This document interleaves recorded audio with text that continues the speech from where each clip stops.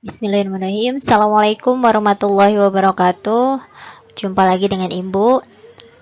Nah, kali ini kita akan melanjutkan materi yang alkana. Kalau kemarin kita sampai ke tata nama, hari ini kita akan membahas tentang isomer, kemudian sifat, dan juga reaksinya. Tujuan pembelajaran pada hari ini diharapkan setelah pembelajaran, peserta didik dapat menganalisis keteraturan sifat fisik, yaitu titik didih dan titik lelah senyawa alkana, kemudian menunjukkan isomer senyawa hidrokarbon, terutama untuk alkana, dan membedakan jenis reaksi alkana. Baik, kali ini kita akan membahas tentang isomer. Apakah yang dimaksud dengan isomer?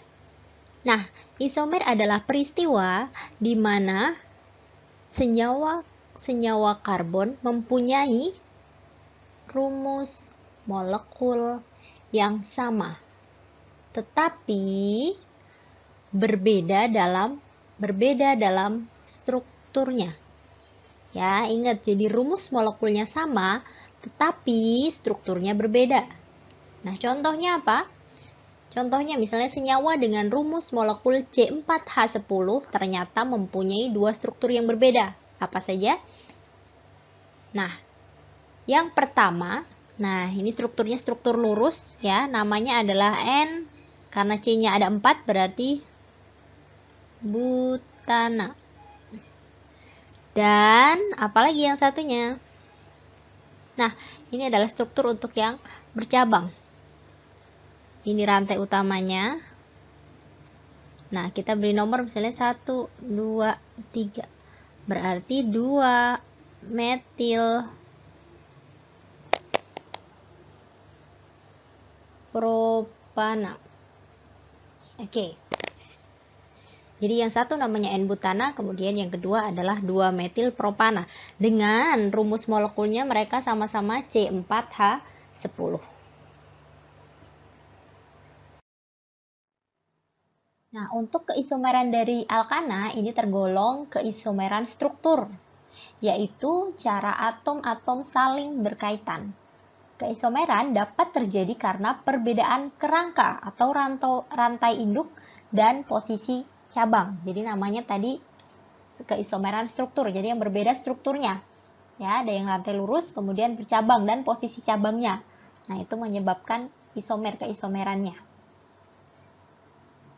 Nah, selanjutnya cara sistematis untuk mencari jumlah isomer alkana yang mungkin adalah yang pertama, mulai dari isomer rantai lurus. Jadi selalu dimulai dari isomer rantai lurus. Selanjutnya, kurangi rantai induk dengan satu atom karbon dan jadikan cabang. Begitu seterusnya. Jadi misalnya tadi kan yang 4 ya. Kemudian langsung kurangi 1 jadi 3, jadiin cabang. Nah, seperti itu. Oke, lanjut ya. Untuk contohnya tadi, seperti pada butana C4H10. Yang pertama, tentukan rantai lurus. Ya, rantai lurusnya adalah C-nya ada 4. Ya, butana namanya. Kemudian, nah ini hati-hati ya. Kalian perhatikan di sini rantainya lurus. Yang kedua, ini seolah-olah dia menjadi cabang. Padahal sebenarnya dia rantai utama juga. Jadi ini sama-sama C-nya jumlahnya 4. Di sini juga 4. 1, 2, 3, 4 sebagai rantai utama. Ya, jadi C yang di bawah ini bukan sebagai cabang, tetapi sebagai rantai utama, sama. Ya. Kemudian yang kedua, kurangi rantai induk satu persatu dan jadikan cabangnya. Jadi ingat, yang satu atom C-nya kita ambil ya. Nah, tapi ingat jangan letakkan di paling ujung seperti ini. Karena ini berarti nanti dia bukan sebagai cabang tapi sebagai rantai utama, ya. Jadi cabang itu paling tidak dia berada di nomor 2. Nah, maka letakkan di sini. Di C ke 2. Ya, cabangnya letakkan di C nomor 2. Makanya ini kita sebut sebagai tadi 2-metil propana ya, nomor 1, nomor 2, ini nomor 3. 3 itu kan propana, berarti dia berada cabangnya di nomor 2. metil berarti 2 metil propana. Yang ketiga, kemudian kurangi lagi rantai induknya hingga tidak membentuk struktur yang sama dengan isomer sebelumnya. Nah, sekarang kalau misalnya kita mau yang ketiga kita lepas, contoh ya tadi, yang ketiga kita lepas. Nah, kita jadikan cabang lagi misalnya tadi yang ketiga di sini ya. Yang di sini kita lepas, kita gunakan di sini misalnya di sini. Nah, kalau seperti ini, nah nanti jadinya ini bukan sebagai cabang, ingat cabang nggak bisa di paling ujung. Gini nanti jadi, nah, jadi rantai utama lagi, 4, 1, 2, 3, 4. Artinya tidak bisa sebagai cabang. Ingat, cabang nggak bisa di ujung. Ini juga bukan cabang berarti nanti jadinya. Ya, jadi rantai utama jadinya lurus seperti ini lagi. Walaupun gambarnya seolah-olah dia melengkung ya, tapi ini juga sama. Baik, jadi untuk C4H10 itu hanya ada 2 isomer. Nah, perhatikan tabel berikut. Jika jumlah atom C-nya 4, misalnya rumus molekulnya C4H10, maka jumlah isomernya itu ada 2. Kemudian apabila jumlah atomnya 5, rumus molekulnya C5H12, maka kita akan mendapatkan jumlah isomernya itu sebanyak 3 isomer. Pada C6H14 atau jumlah atomnya 6, kita akan mendapatkan 5 isomer. Dan seterusnya sampai apabila jumlah atom C-nya itu ada 20, C20H24, maka isomernya sebanyak 366.319. Jadi, semakin banyak atom karbon penyusun alkana, maka semakin banyak juga jumlah isomernya. Baik, untuk selanjutnya saya akan mencontohkan apabila kita ingin mencari isomer dari C5H12. Oke, untuk C5H12 itu isomernya ada 3. Mari kita cari.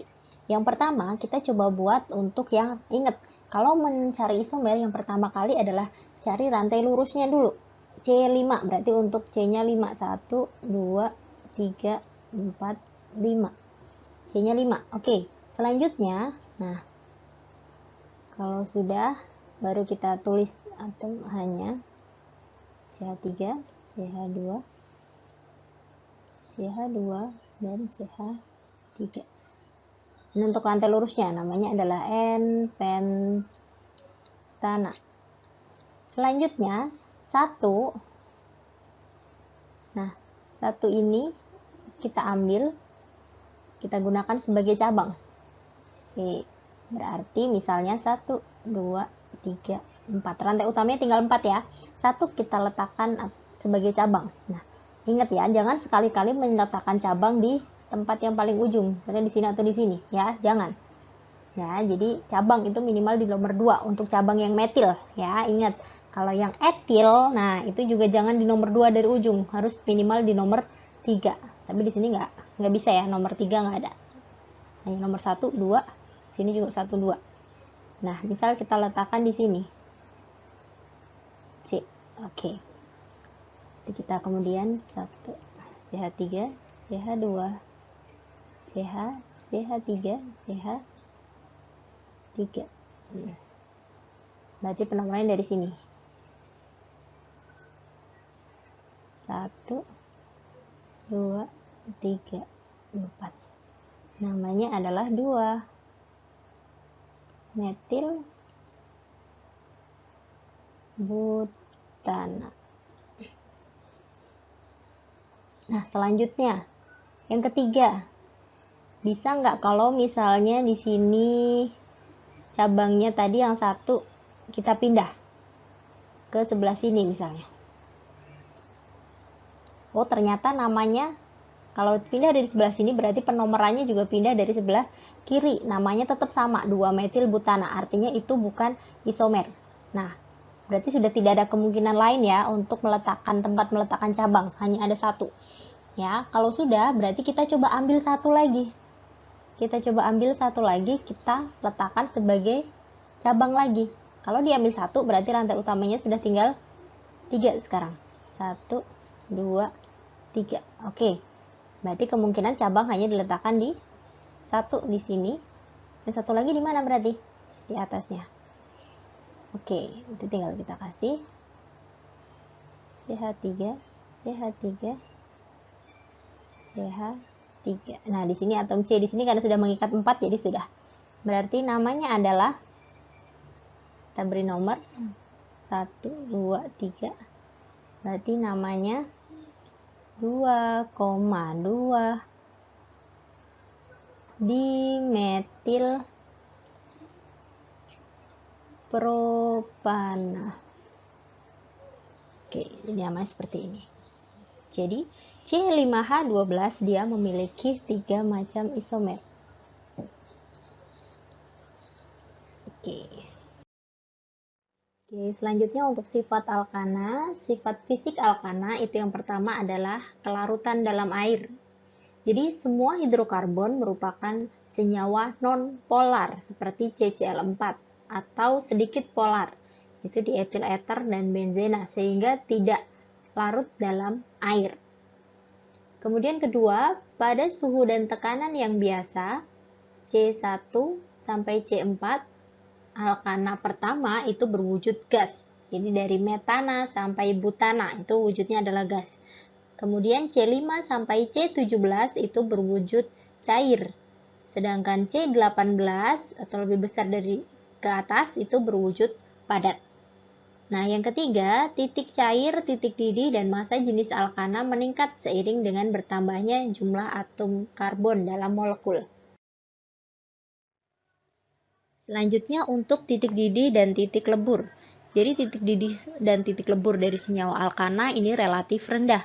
Semakin banyak atom karbon atau semakin panjang rantai karbon suatu alkana, maka semakin tinggi titik didih dan leburnya. Nah, untuk jumlah atom karbon yang sama atau yang berisomer, ini isomer dengan rantai karbon lurus. Jadi rantai karbon lurus, intinya pada isomer ya, isomer pada rantai karbon lurus mempunyai titik didih dan titik lebur lebih tinggi daripada isomer dengan rantai karbon bercabang. Kemudian semakin banyak cabang pada rantai karbon, maka semakin rendah titik didih dan titik leburnya. Jadi semakin banyak cabang, maka semakin rendah titik didih dan juga titik leburnya. Berikut adalah contoh isomer pada alkana, yaitu pada C6H14. Pada C6H14 itu ternyata dia memiliki 5 isomer. Ya, pada isomer yang pertama N-heksana. Nah, ini dia yang memiliki rantai lurus. Ingat tadi kalau yang dia memiliki beberapa isomer, nah itu dia yang rantainya lurus, itu nanti titik didihnya dan juga titik leburnya itu paling tinggi. Titik didih terutama ya, titik didihnya paling tinggi di antara yang lain. Kemudian, selanjutnya, apabila yang bercabang, nah itu berarti lebih rendah. Yang pada 2 metil pentana dan juga 3 metil pentana, nah itu dia bercabangnya adalah bercabang 1 ya. Itu titik didihnya 60 dan juga 63, lebih rendah daripada yang lurus tadi.